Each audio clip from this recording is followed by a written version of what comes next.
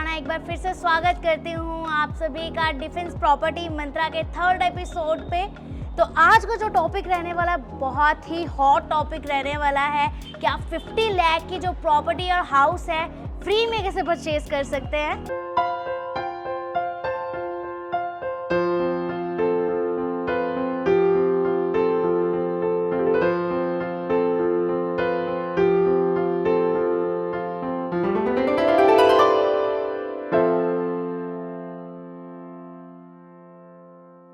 Defence property मंत्रा के episode 3 में आप सभी का स्वागत और अभिनंदन। आज का एक खास टॉपिक है जो आप लोगों के लिए लेके आए हैं कि 50 लाख की प्रॉपर्टी, 50 लाख का घर फ्री में कैसे बनाएं। सुन के कुछ अटपटा लगता होगा आपको, लेकिन मैं आपको बताने वाला हूं कि ये 50 लाख की प्रॉपर्टी आपके लिए फ्री होने वाली है। ये आपके पास आने वाली है। एक छोटी सी कंडीशन है, इसके लिए आपकी लोन की एलिजिबिलिटी होनी चाहिए। साथ साथ आप आइदर अर्निंग हो, बिजनेस एंटरप्रेन्योर हो, चाहे आप स्टार्टिंग फेज ऑफ बिजनेस या नौकरी के हो या मिडिल। दूसरी बात है, इस वीडियो को देखने से पहले मैं आपसे एक अनुरोध करूंगा कि आप पेपर पेन निकाल लें, राइट डाउन करो, क्योंकि जो चीज़ें मैं आपको बताने वाला हूँ वो ऑथेंटिकेटेड है। मेरा 15 सालों का अनुभव है, चाहे फाइनेंशियल फील्ड का हो, चाहे रियल एस्टेट का हो, चाहे सोशल लाइफ का हो। इन सभी का निचोड़ है और आपको इससे फ़ायदा होने वाला है। आप अपने दोस्तों को, अपने परिवारजनों को, अपने रिश्तेदारों को इन्फॉर्मेशन दे सकते हैं। तो दोस्तों, हम शुरू करते हैं कि 50 लाख की प्रॉपर्टी फ्री में कैसे बनाएं। तो सबसे पहला है, आपको इन्फ्लेशन देखना होगा। अगर मैं बात करूं तो करेंट इन्फ्लेशन जो आज के समय में है 5.5 है। इन्फ्लेशन है क्या? आप जैसे सभी जानते हैं, महंगाई दर। जो पैसे की वैल्यू हमारी आज 100 रुपये है, वही बाइंग पावर अगले साल क्या होगी कि 105 रुपये 50 पैसे में आएगी अगर मैं 5.5% की इन्फ्लेशन डालूँ। इसमें बहुत सारे फैक्टर हैं, चाहे कमोडिटीज़ हो, गोल्ड हो, ऑयल हो, क्रूड ऑयल हो, हर एक चीज़ को मिला के बनता है। और इसके कारण हमारा किचन हो, चाहे हमारा जेब हो, प्रभावित होता है। इस 5.5% में वो चीज़ें नहीं आती है जो लग्जरी है। अगर उस सेगमेंट में जाएंगे तो कॉस्टिंग काफ़ी बढ़ जाती है। तो एवरेज में बात करूं कि आज के समय में महंगाई दर, इन्फ्लेशन 5.5% है और बैंक आपको हाउसिंग लोन 8.4% के ऊपर दे रहा है। तो हमारा गैप कितना है? 3% का है। लेकिन हम इस गैप को भी हटा देते हैं। इस पर बहुत सारे लोग चर्चा करते हैं। आज मैं आपको बताने वाला हूँ, इन्फ्लेशन का फ़ायदा आपको फ्री में मिल रहा है। हम एक नॉर्मल बात करते हैं कि एक 50 लाख की प्रॉपर्टी है, आपने परचेज किया, आपने उसके ऊपर 40 लाख का लोन लिया। बैंक को आपने क्या किया? कोलेटरल गारंटर बना लिया, अपना पार्टनर बना लिया। लोन के लिए आपने क्या किया? अपनी सारी जिम्मेदारी उसके ऊपर डाल दी। आप उसका लगभग 38 से 40 हज़ार का EMI देते हैं। एक ट्राई सिटी की मैं बात करूं, जो भी 50 लाख की प्रॉपर्टी है, एवरेज उसका 22 से 25 हज़ार का रेंटल है। तो रेंटल अगर मैं बात करूंगा 4 से 5% का रेंटल होता है। मैं इसको लोअर से लोअर साइड भी लूं तो 3 से 4% का होता है। अब आपको लगता होगा कि अगर मेरा रेंटल ही कॉमर्शियल, या मैं रेजिडेंशियल की बात कर रहा हूँ, प्लॉट की नहीं कर रहा हूँ रेंटल के लिए, अगर मेरा रेंटल ही 3 से 4% आएगा और मैं 8.5% दे रहा हूँ तो मेरा तो नुकसान है। लेकिन इसको समझना है इस तरह से कि जो रेंटल है हर साल लगभग 7 to 10% बढ़ता है। अगर रेंटल की मैं बात करूँ तो 7 से 8 साल में लगभग रेंट डबल हो जाता है। जिस प्रॉपर्टी की रेंट आज के रेट में 20 से 25 हज़ार है, अगर 7-8 साल पीछे जाएंगे तो 8 से 10 हज़ार में, और आने वाले टाइम में लोगों की बाइंग पावर बढ़ेगी और रेंटल लगभग डबल हो जाएगा। तो 15 साल का लोन लेते हैं तो 15 साल में आपका रेंटल लगभग 4 टाइम्स हो जाएगा। जो मैं बात करने वाला हूँ कि जो रिटर्न है लगभग आज के डेट में 20-22 हज़ार का है, वो लगभग 60-65 हज़ार का रेंटल अगले 15 साल में होगा।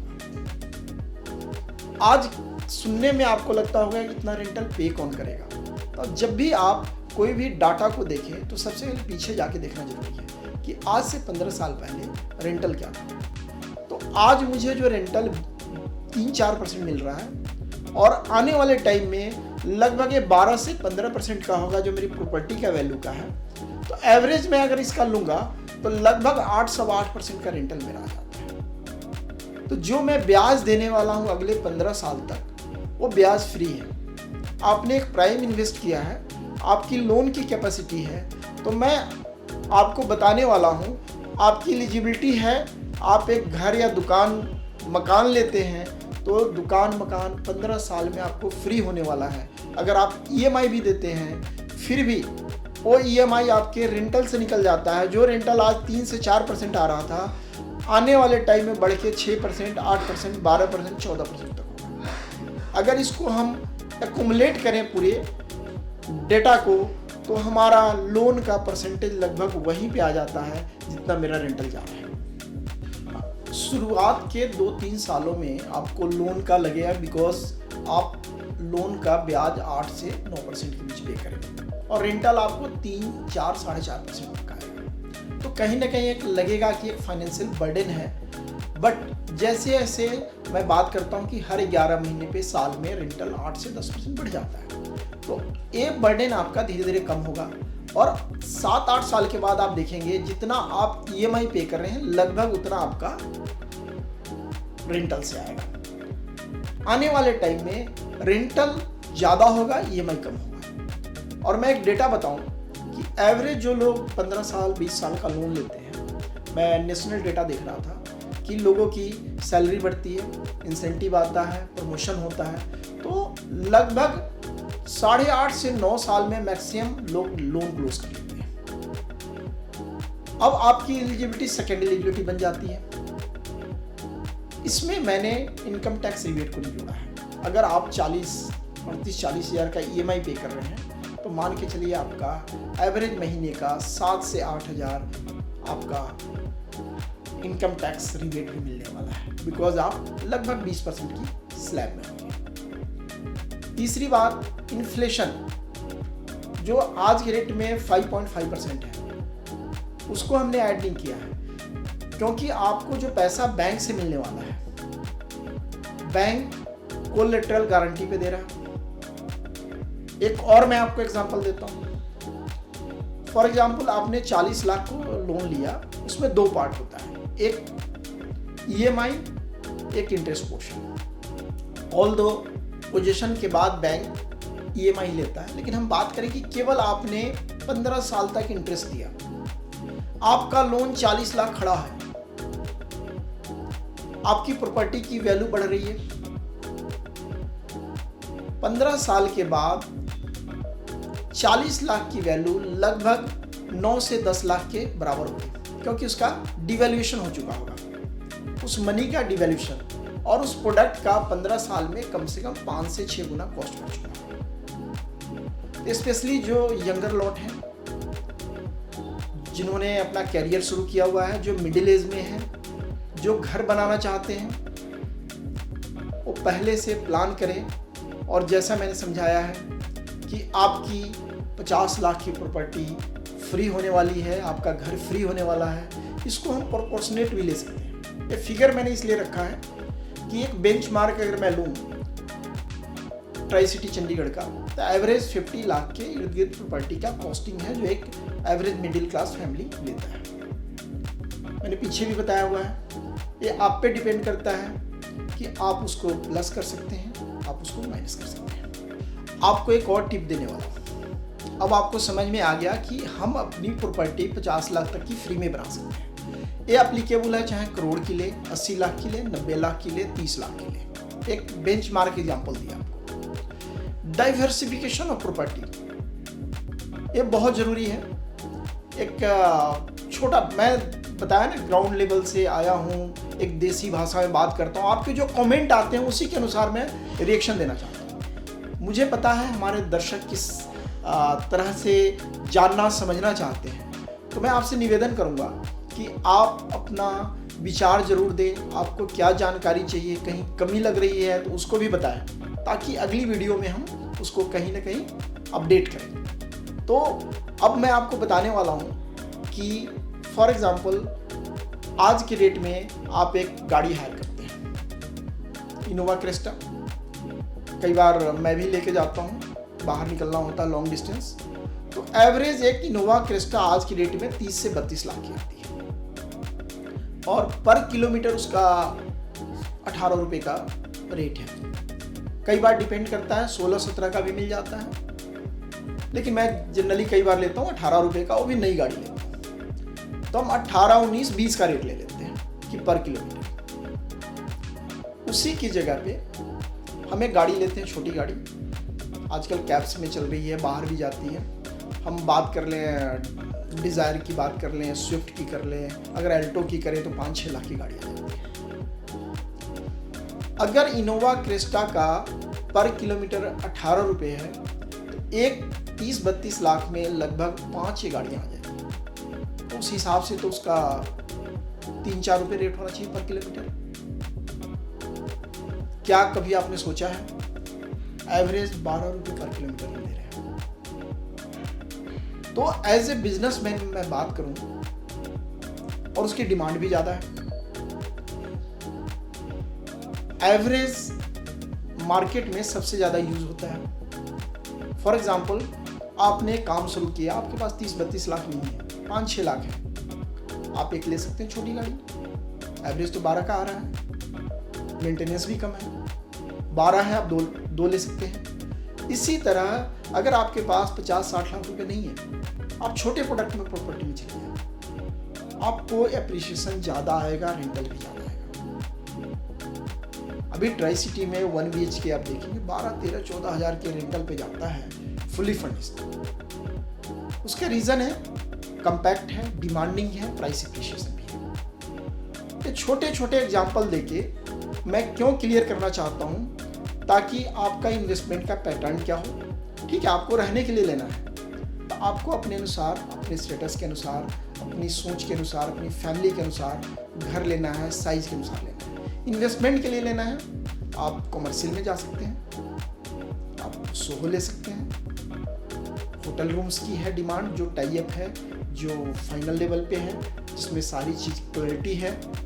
आप 1 और 2 BHK ले सकते हैं, जहाँ नियर बाई आपको लगे कि रेंटल की अच्छी वैल्यू मिलेगी, IT एरिया हो, कॉलेजेस हों, जहाँ पे जॉब अपॉर्चुनिटी ज़्यादा हो, तो वहाँ पे रेंटल बहुत अच्छा होता है। So diversification of fund is very much needed for appreciation also, for your monthly return also. और फाइनल कंक्लूजन पे आते हैं कि जैसे पहले भी बताया है, जो यंगर लोग हैं, शुरुआती कैरियर में चाहे बिजनेस के हो, सर्विस के हो, उन्होंने कोई भी प्रॉपर्टी लिया तो अगले आप राष्ट्रीय डाटा देखेंगे जो देश का हमारा है, लगभग 8-9 साल में लोग लोन क्लियर कर देते हैं। बट 5 साल के बाद होता क्या है, उनकी एलिजिबिलिटी फिर बन गई, उनका प्रमोशन हो गया, उनका कहीं ना कहीं बिजनेस में ग्रोथ हो गया, उनका कई एक्स्ट्रा पैसे आ रहे हैं, तो वो क्या करते हैं, सेकेंड प्रॉपर्टी में चले जाते हैं। तो मेरा अभी तक का अनुभव है कि 15 से 20 सालों के करियर में लोग 5 से 6 प्रॉपर्टी बना लेते हैं, और पहली प्रॉपर्टी जो ली है आपने, वो अगले 15-20 सालों में 8 से 10 गुना ग्रो कर जाती है। और इस तरह से जब आप अपने बिजनेस के फाइनल सेटलमेंट पे होते हैं या जॉब के सेटलमेंट पे होते हैं, तो आप अपना ड्रीम हो, क्योंकि शुरू में आप अपनी कैपेसिटी के अनुसार छोटा घर भी कई बार ले लेते हैं, तो आपने 2-3 इकट्ठा घर या ज़मीन या कमर्शियल बेच के एक बड़ा घर, अपने सपनों का घर बना सकते हैं। दूसरी चीज़ है कि 3 से 4 साल तक स्टार्टिंग में आपको कहीं ना कहीं लोन में अमाउंट ज़्यादा आ जाता है, धीरे धीरे 7वें 8वें साल में वो बराबर हो जाता है, फिर आपके बाद कैश फ्लो आना शुरू हो जाता है। उसके बाद second, third, fourth property by करना बहुत ईजी हो जाता है। हमारे बहुत सारे व्यूअर्स का, दर्शकों का कॉल आता है, मैसेज आता है कि आपसे बात करना हो। बहुत सारे दोस्तों से बात नहीं हो पाती है, इसके लिए हमने अपने एक एक्सपर्ट पैनल बना हुआ है। ट्राई सिटी के area wise, product wise knowledgeable लोग हैं, वेल क्वालिफाइड हैं और कंपनी में लंबे समय से कार्य कर रहे हैं, एथिकल वर्क कर रहे हैं। तो आपको सारी जानकारी रेगुलर बेसिस पे मिलेगी। हमारे डिस्प्ले पैनल पे एक्सपर्ट पैनल का नंबर आ जाएगा। कभी कोई जानकारी चाहिए, इस तरह की टॉपिक पे बात करना हो, आप हमसे कांटेक्ट कर सकते हैं हमारे पैनल से। और साथ के साथ इस वीडियो को ज़्यादा से ज़्यादा लोगों तक पहुंचाएं ताकि इसका फ़ायदा लोगों को मिले। जो लोग पहली बार प्रॉपर्टी खरीदते हैं कि पैसा कहाँ से आएगा, EMI कैसे देंगे। कई लोगों को लगता है कि 15 साल में लगभग 2.25 से 2.5 गुना मैं पैसे दे रहा हूँ, लेकिन average law of average property का आप देखिए 15 साल में प्रॉपर्टी 8 से 10 गुना हो जाती है। तो आपको सबसे बड़ा फायदा क्या है कि बैंक आपका वो गारंटर है, आपके साथ है, आपको लेंडिंग दे रहा है। और मैं बताना चाहता हूँ कि इंटरनेशनली भी मुझे अनुभव है, बहुत सारे रिलेटर्स के साथ मैं मिलता हूँ, कंपनीज के साथ मैं मिलता हूँ। आप इंटरनेशनल लेवल पे देखेंगे, ठीक है इंटरेस्ट रेट कम है उनका, लेकिन वहाँ बैंक गवर्नमेंट को लैंडिंग कम रेट पे देती है और लोगों को ज़्यादा रेट पे। इंडिया में इसका उल्टा है, हमें सस्ते रेट पे हाउसिंग लोन मिलता है, सरकार को चाहे प्राइवेट कंपनी को, बिल्डर को इससे ज़्यादा महंगा मिलता है। क्योंकि बैंक को क्या लगता है कि सरकार से पैसा इजीली मिल जाएगा, हो सकता है कुछ केस में 1-2 डिफ़ॉल्ट हो जाए कस्टमर के केस में, इसलिए वो एक्स्ट्रा रखते हैं। लेकिन हमारे यहाँ चाहे सरकारी व्यवस्था हो, चाहे हाउसिंग लोन पे ब्याज दर कम है, इसका फ़ायदा उठाएं और अपने सपनों का घर आप जरूर लें। बहुत धन्यवाद, आभार साथ जुड़ने के लिए। Thank you so much.